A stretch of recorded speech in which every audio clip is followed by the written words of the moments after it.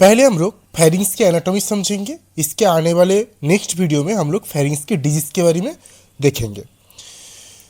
तो फेरिंग्स क्या है? पहले फेरिंग्स होता है एक फाइब्रोमस्कुलर ट्यूब।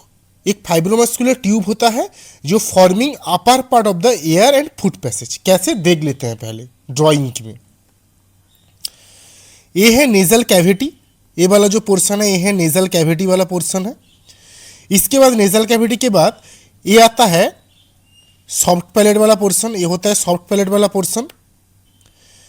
फिर उसके बाद नेजल कैविटी से स्टार्ट होता है फेरिंग्स, नेजल कैविटी के बाद से स्टार्ट होता है फेरिंग्स। उसके बाद सॉफ्ट पैलेट के सामने से फेरिंग्स जाते हैं। फिर ये हो जाता है ओरल कैविटी, ये है ओरल कैविटी, ये है ओरल कैविटी है, ये है ओरल कैविटी पूरा। ओरल कैविटी के ऑपोजिट से भी जो है फेरिंग्स जो है प्रेजेंट रहते हैं। उसके बाद फेरिंग्स नीचे आके लैरिंग्स एंड एक साइड में इसोफेगस में, दोनों एक साइड में इसोफेगस में जाके कंटिन्यू करते हैं। अब क्या होता है जो फेरिंग्स है वो जब लैरिंग्स एज ए लैरिंग्स जब कंटिन्यू करते हैं तब ये क्या होता है ईयर्स पैसेज के लिए यूज होता है। जब फेरिंग्स अपोजिट साइड में और एक साइड में फूड पैसेज के लिए कंटिन्यू होता है, oesophagus as a oesophagus continue होता है, तब ये फूड पैसेज के लिए यूज होता है। ठीक है, तो पहले क्या है फेरिंग्स, नेजोफेरिंग्स जो एकदम नेजल कैविटी के ऑपोजिट में है, ओरोफेरिंग्स जो ओरल कैविटी के ऑपोजिट में है, फिर आता है लैरिंगोफेरिंग्स। उसके बाद एक फेरिंग्स होता है लैरिंग्स में कंटिन्यू होता है जो एयर्स पैसेज के लिए यूज होता है, और एक फेरिंग्स जो है इसोफेगस के लिए कंटिन्यू होता है जो फूड पैसेज के लिए यूज होता है। आप क्या इस जगह पे फेरिंग्स का ग्लॉटिस रहता है, एपिग्लॉटिस।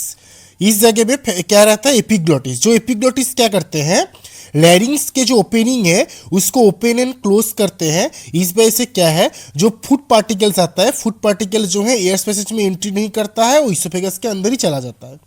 तो फूड पार्टिकल को लैरिंग्स में एंट्री करने के लिए कौन सा चीज़ जो है ब्लॉकेज करते हैं वो है एपिग्लॉटिस जो है ब्लॉकेज करते हैं फूड पैसेज को, ताकि लैरिंग्स के अंदर ये ना जा पाए। ठीक है, तो ये हम लोग समझ लिए एक ऊपर से एनाटॉमी। इसके बाद हम लोग लैरिंग्स का देखेंगे। इसके बाद हम लोग देखेंगे कि लैरिंग्स का टाइप्स क्या क्या है। इसके बाद हम लोग देखेंगे फेरिंग्स का टाइप्स क्या क्या है। फेरिंग्स में 3 टाइप्स का होता है। एक है नेजोफेरिंग्स, एक है नेजोफेरिंग्स, एक है ओरोफेरिंग्स, और एक है लैरिंगोफेरिंग्स।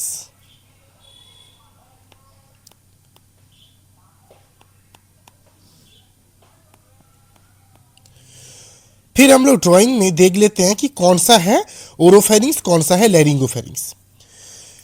ये है नेजल कैविटी, ये है नेजल कैविटी, नेजल कैविटी है ये। नेजल कैविटी में यहाँ पर नेजल कैविटी खत्म होता है। इसके ऑपोजिट में जो ए वाला पोर्शन है, ए वाला पोर्शन है वर्टिब्रा के सामने एकदम ठीक जो स्कल बोन रहता है, ऑसिपिड बोन, इसके ठीक नीचे वाले जो एरिया रहते हैं, यहाँ से लेके इस एरिया तक पोर्शन को बोलते हैं नेजोफेरिंग्स। फिर ओरल कैविटी के ठीक ऑपोजिट में, ओरल कैविटी के ठीक ऑपोजिट में इस पोर्शन से लेके इस जगह से लेके ओरल कैविटी के ठीक ऑपोजिट में इस जगह से लेके इस एरिया तक हम लोग बोलते हैं इसको ओरोफेरिंग्स। फिर ओरोफेरिंग्स के नीचे यहां से लेके इस पोर्शन तक बोला जाता है लैरिंगोफेरिंग्स। लैरिंगोफेरिंग्स क्यों बोलते हैं? क्योंकि ये सामने जाके लैरिंग्स के साथ कंटिन्यू करते हैं, इसलिए इसको लैरिंगोफेरिंग्स बोला जाता है। तो ये हम लोग ड्राइंग के हिसाब से देख लिए इसका फेरिंग्स का, तीनों फेरिंग्स का पोजीशन। अब हम लोग एक एक फेरिंग्स को डिटेल्स में पढ़ेंगे। यहां पर एक इंपॉर्टेंट एक लाइन है जो कि inhaled air through the nose first reaches the nasopharynx, then the oropharynx, further following into the larynx via the laryngopharynx। ठीक है, मतलब क्या हम लोग यहाँ पर देखें जो इनहेल्ड एयर है, इनहेल्ड एयर क्या होता है, पहले जाएगा नेजोफेरिंग्स में, फिर जाएगा ओरोफेरिंग्स में, फिर जाएगा लैरिंगोफेरिंग्स के थ्रू लैरिंग्स में। बट जब फूड आता है, जब फूड आता है तब कैसे इसका कंटिन्यू होएगा, ये फूड होगा, फूड तो नेजोफेरिंग्स में नहीं जाएगा, तो फूड पहले कहाँ आएगा, ओरोफेरिंग्स, देन क्या होगा लैरिंगोफेरिंग्स, लैरिंगोफेरिंग्स, देन क्या होगा इसोफेगस के थ्रू कंटिन्यू होगा फूड। ठीक है, तो क्या होगा, फूड क्या होगा, पहले ओरोफेरिंग्स, देन लैरिंगोफेरिंग्स, देन इसोफेगस के थ्रू कंटिन्यू होगा। यहाँ पर वही चीज लिखा हुआ है, inhaled air through the nose first reaches nasopharynx, then the oropharynx, further following into the larynx via the laryngopharynx. On the other hand, food transport from the oral cavity via the oropharynx and laryngopharynx into the esophagus. ठीक है, ये हम लोग pharynx का normal anatomy देख लिए। इसके बाद हम लोग पर्टिकुलरली एक एक फेरिंग्स के बारे में पढ़ेंगे। पहले हम लोग नेजोफेरिंग्स, पहले हम लोग अच्छे से ड्राइंग से समझ लेंगे, कुछ रट्टा नहीं मारना पड़ेगा। ठीक है, फिर नेजोफेरिंग्स में क्या देखा हम लोग, नेजोफेरिंग्स कहाँ है, नेजल कैविटी के ऑपोजिट में जो स्कल बोन ऑसिपुट रहता है, skull bone lower part of the skull, skull के नीचे से स्टार्ट होता है एंड ओरोफेरिंग्स के ऊपर तक एक्सटेंड रहता है। तो ये वाला पूरा पोर्शन हो गया हम लोग का नेजोफेरिंग्स। अब इसका हम लोग पोजीशन देख लेंगे। पोजीशन में क्या होगा, रूफ मतलब ऊपर क्या है, ऊपर क्या होगा हम लोग, स्कल बोन का लोअर पार्ट होगा। इस स्कल बोन का लोअर पार्ट को बोलते हैं बेसोस्फिनोइड एंड बेसोओसिसपुट, बेसोस्फिनोइड एंड बेसोओसिसपुट, ये है रूफ हो गया। इसके बाद देख लेंगे हम लोग एंटीरियर में क्या है, एंटीरियर मतलब ए वाला पोजीशन है, इसको हम लोग क्या बोलते हैं, नेजल कैविटी बोलते हैं। ठीक है, तो क्या रहेगा इधर, नेजल कैविटी का क्या रहेगा, भाया पोस्टीरियर नेजल एपरेटस या फिर कॉन्केव। ठीक है, ये हो गया इसका एंटीरियर। फिर पोस्टीरियर में हम लोग क्या देख पा रहे हैं, पोस्टीरियर में ये सब क्या है, ये सब है वर्टिब्रा। तो इसके पोस्टीरियर में क्या रहता है, प्री वर्टिब्रल मसल, ये सब है वर्टिब्रा और ये वाला पोर्शन होता है प्री वर्टिब्रा वाला एरिया। तो पोस्टीरियर में क्या रहता है इसका, pre vertebral muscle and fascia. ठीक है, तो यहाँ पर सब लोग अच्छे से देख पा रहे हैं ड्राइंग पे। इसके बाद इसका फ्लोर में क्या क्या है रहेगा, ये है नेजोफेरिंग्स, इसके फ्लोर मतलब ये बस सब होता है इसके फ्लोर में क्या रहेगा, सॉफ्ट पैलेट रहेगा एंड ओरोफेरिंग्स रहेगा।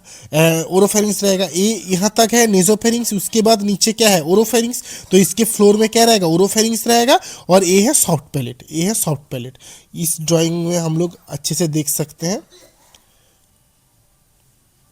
ये है नेजोफेरिंग्स वाला एरिया, और ये है पैलेट, तो ये है सॉफ्ट पैलेट इसके फ्लोर में एंड नीचे क्या रहता है, ओरोफेरिंग्स रहता है। ठीक है, ये हो गया इसका फ्लोर। इसके बाद हम लोग देखेंगे इसका लेटरल वॉल में क्या क्या रहता है। लेटरल वॉल में क्या क्या रहेगा, लेटरल वॉल में रहेगा pharyngeal opening of the eustachian tube हम लोग ईआर में भी पढ़ेंगे। यूस्टेचियन ट्यूब ये है pharyngeal opening of the eustachian tube, ये रहता है इसका लेटरल वॉल पे। ये है यूस्टेचियन ट्यूब व इसको ऑडिटरी ट्यूब भी बोलते हैं, जो रहते हैं लेटरल वॉल पे। तो हम लोगों ने इसका जो सारा वॉल्स है हम लोग अच्छे से समझ गए। ये है, और एक बार रिवाइज करते हैं जल्दी, ये है नेजोफेरिंग्स, इसके रूफ में क्या क्या रहेगा, बेस ऑफ द स्कल जिसको बोलते हैं बेसिस्फिनोइड एंड बेसियोसिपुट। फिर ये है एंटीरियर वाला पोर्शन, एंटीरियर वॉल, इसमें क्या क्या रहेगा, नेजल कैविटी रहेगा या फिर नेजल एपरेटस रहेगा। ये है पोस्टीरियर वाला पोर्शन, पोस्टीरियर में क्या क्या रहेगा, प्री वर्टिब्रल मसल रहेगा। फिर उसके बाद ये है बेस, इसके बेस फ्लोर में क्या क्या रहेगा, इसके नीचे ओरोफेरिंग्स है तो ओरोफेरिंग्स रहेगा एंड ये है सॉफ्ट पैलेट रहेगा। लेटरल वॉल में क्या है, लेटरल वॉल में क्या है, इधर यूस्टेचियन ट्यूब है। ठीक है, हो गया। फिर यही सेम चीज इधर लिखा हुआ है, roof formed by basisphenoid and basiocciput, anterior wall nasal apparatus and concha, posterior wall prevertebral muscle and fascia, floor soft palate anteriorly and oropharynx via nasopharyngeal isthmus। lateral wall में क्या रहता है, pharyngeal opening जिसको बोलते हैं eustachian tube, situated 1.25 semi behind the posterior end। और एक important structure जो है वो नेजोफेरिंग्स में प्रेजेंट रहता है, जो exam point of view and MCQ के लिए बहुत ही इंपॉर्टेंट है, वो है फोसा ब्रोजेन मुल्लर। ये क्या होता है, behind the tubal elevation, behind above and behind the tubal elevation. Nasopharynx के बिहाइंड में एक ट्यूबल एलिवेशन रहता है, इसको बोलते हैं फोसा ऑफ रोजेनमुल्ला। ये क्या होता है? Common site for origin of the nasopharyngeal carcinoma. Nasopharyngeal carcinoma के लिए कॉमन साइट होता है। कहाँ पर है? इस एरिया को बोलते हैं, इस एरिया को बोलते हैं फोसा ऑफ रोजेनमुल्लर या फिर फेरेंजियल रेसेस। इस जगह पे जो ये एलिवेशन है, इस जगह पे जो एलिवेशन है, ये जो एलिवेशन है इसको ही बोलते हैं फेरेंजियल रेसेस या फिर फोसा ऑफ रोजेनमुल्लर। कौन सी जगह को बोलते हैं? ये जो एलिवेशन दिख रहा है पूरा, इसको बोलेंगे हम लोग फोसा ऑफ रोजेनमुल्लर। जो फोसा ऑफ रोजेनमुल्लर क्या होता है? नेजोफेरेंजियल कार्सिनोमा के लिए, नेजोफेरेंजियल कार्सिनोमा के लिए बहुत ही कॉमनेस्ट साइट होता है। ठीक है, बहुत ही इंपॉर्टेंट स्ट्रक्चर है। ठीक है, इस डायग्राम को आप लोग एग्जाम रिलेटेड यूज कर सकते हैं। एग्जाम के लिए ये क्या है? लेवल जो है नेजोफेरिंग्स, ये नेजोफेरिंग्स का लेवल हो गया। लेवल C1 से स्टार्ट होता है, लेवल C2 तक एक्सटेंड रहता है। ये फिर यहाँ पर सॉफ्ट पैलेट, जो इसका फ्लोर में मैंने बोला था सॉफ्ट पैलेट है, सॉफ्ट पैलेट रहते हैं। एंड ठीक नेजोफेरिंग्स के नीचे रहेगा इधर ओरोफेरिंग्स, और ये जो है सॉफ्ट पैलेट है, सॉफ्ट पैलेट इधर देखिए सॉफ्ट पैलेट है। एंड ये है फेरेंजियल टॉन्सिल वाला एरिया रहता है, and auditory Eustachian tube opening रहता है। ठीक है, ये हम लोग अच्छे से पूरा ड्राइंग से समझ लिए हैं। नेक्स्ट हम लोग देखेंगे ओरोफेरिंग्स। ओरोफेरिंग्स क्या होता है? ओरोफेरिंग्स तो क्या नेजोफेरिंग्स में के जस्ट नीचे ओरोफेरिंग्स रहेगा। हम लोगों ने इधर ऊपर भी देखे, इधर तक यहाँ तक नेजोफेरिंग्स खत्म हो जाता है, फिर उसके बाद स्टार्ट होता है ओरोफेरिंग्स। उसके जस्ट नीचे ही रहता है ओरोफेरिंग्स। ये जो पार्ट है ये ओरोफेरिंग्स वाला पोर्शन रहता है। अब इसका बारे में हम लोग थोड़ा बहुत देख लेंगे। Extend from the plane of the heart palate above the plane of the hyoid bone. ये क्या होता है? Plane of the heart palette से, ये क्या होता है? Plane of the heart palette से अबव द हाईवेट बोन तक इसका एक्सटेंड रहता है। ठीक है, ओरोफेरिंग्स का। ठीक है, अब ओरोफेरिंग्स का और क्या है? Lies opposite the oral cavity. Oral cavity के जस्ट ऑपोजिट में प्रेजेंट रहता है ओरोफेरिंग्स। इसके बाद हम लोग ओरोफेरिंग्स के जो बाउंड्रीज है उसके बारे में देख लेंगे। पोस्टीरियर वॉल क्या रहता है? पोस्टीरियर वॉल में ऑब्वियसली हर एक का पोस्टीरियर वॉल में क्या प्रेजेंट रहेगा? भाटिब्रा। हम लोग इधर देख सकते हैं इस डायग्राम पे भाटिब्रा, इसके भी अपोजिट में क्या है? भाटिब्रा है। तो ऑब्वियसली पोस्टीरियर वॉल में क्या रहेगा इसका? ओरोफेरिंग्स का भी, ओरोफेरिंग्स का भी पोस्टीरियर वॉल में क्या रहेगा? भाटिब्रा रहेगा, सर्वाइकल वर्टिब्रा रहेगा। एंड क्या? रेट्रोफेरेंजियल स्पेस भी प्रेजेंट रहते हैं बिहाइंड द पोस्टीरियर वॉल। जो ओरोफेरिंग्स का पोस्टीरियर वॉल है इसके बिहाइंड में क्या रहते हैं? रेट्रोफेरेंजियल स्पेस भी रहते हैं।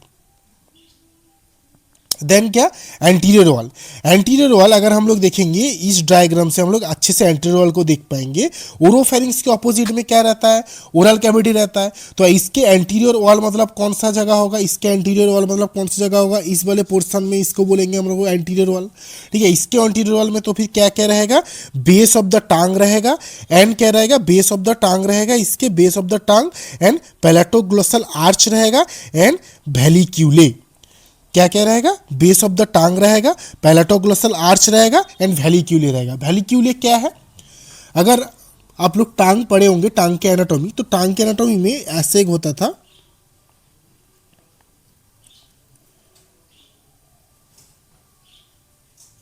ऐसे एक स्ट्रक्चर होता था। ये जो दो स्ट्रक्चर है टांग में, इसको ही बोलते हैं वैलिक्यूले। ठीक है, इसको बोलते हैं वैलिक्यूले।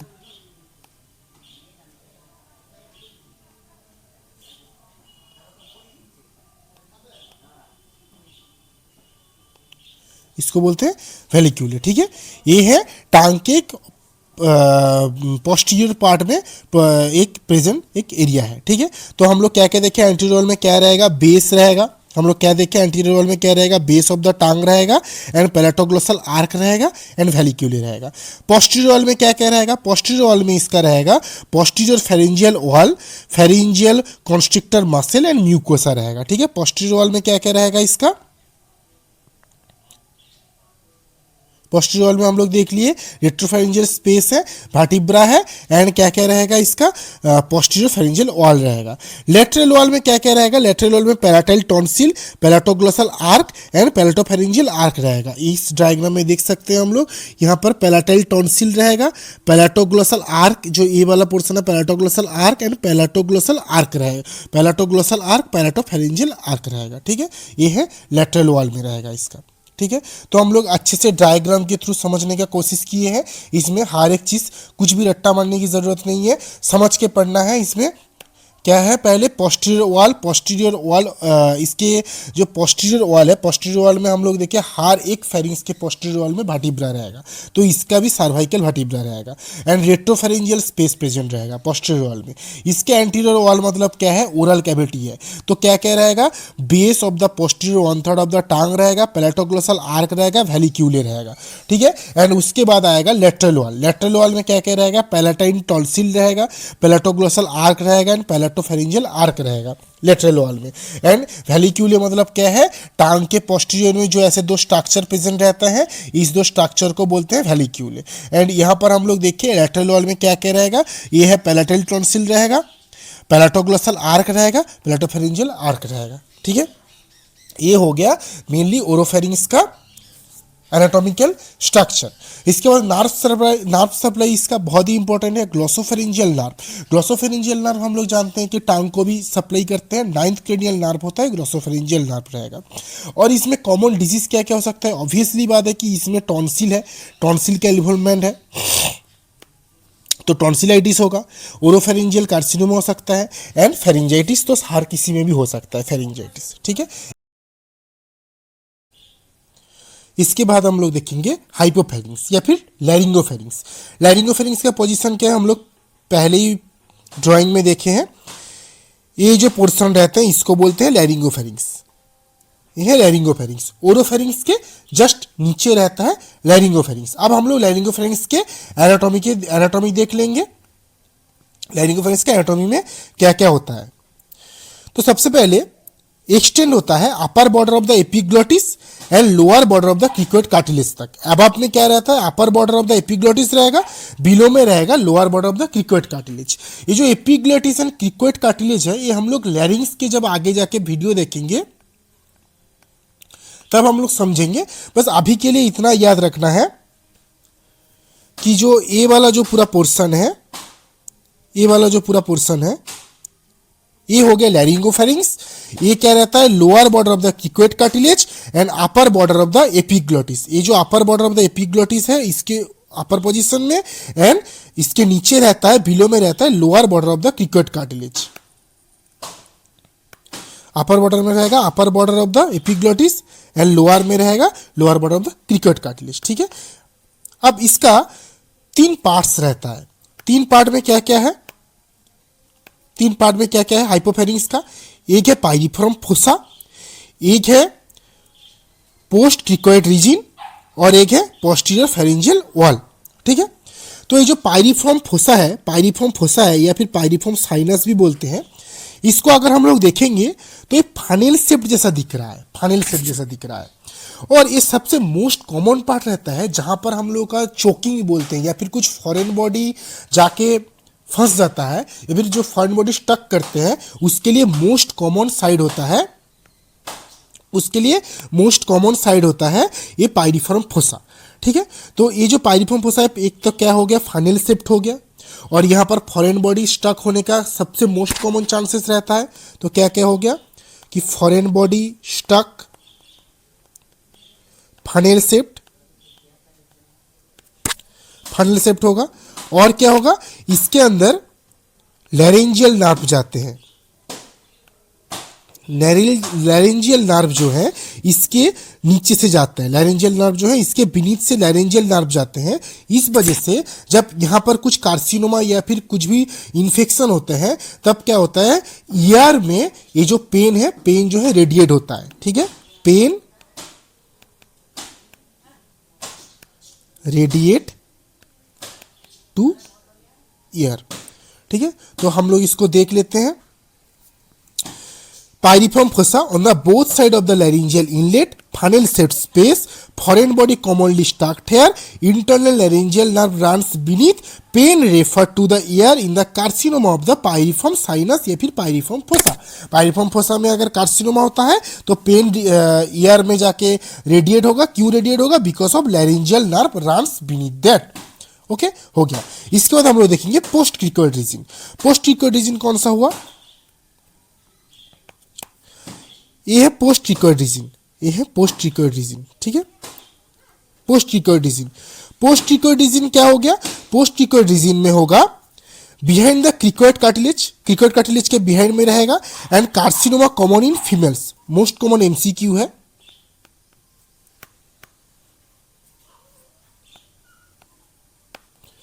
एमसीक्यू के लिए बहुत इंपॉर्टेंट है. कार्सिनोमा कॉमन इन फीमेल जो है पोस्ट क्रिकोइड रीजन में होगा. And associated with the Plummer Vinson syndrome. Associated with the Plummer Vinson syndrome. ठीक है, तो ये हो गया पोस्ट क्रिकोइड रीजन. ये है पोस्ट क्रिकोइड रीजन वाला एरिया. ये होता है पोस्ट क्रिकोइड रीजन वाला एरिया. ठीक है, कंप्लीट हो गया. नेक्स्ट क्या रहता है? नेक्स्ट रहेगा post pharyngeal wall. Post pharyngeal wall. Post pharyngeal wall में क्या क्या रहेगा? पोस्ट फेरेंजियल वॉल में क्या क्या रहेगा? ये रहेगा बिहाइंड द लैरिंग्स में रहेगा पोस्ट फेरेंजियल वॉल. एंड जो पोस्ट फेरेंजियल वॉल है formed by the pharyngeal constrictor muscle. Pharyngeal constrictor muscle से फॉर्म्ड होगा. ठीक है, इसके बाद हम लोग देख लेंगे इसके वॉल के बारे में. वॉल में क्या क्या रहेगा? एक होगा एंटीरियर वॉल, एक होगा पोस्टीरियर वॉल, एक होगा लेटरल वॉल. ठीक है, एंटीरियर वॉल में क्या रहेगा? लैरिंजियल इनलेट रहेगा, एरिया एपिग्लेटिक फोल्ड रहेगा and posterior surface of the cricoid रहेगा, जो इसको एंटीरियर वॉल में रहेगा. क्या क्या रहेगा?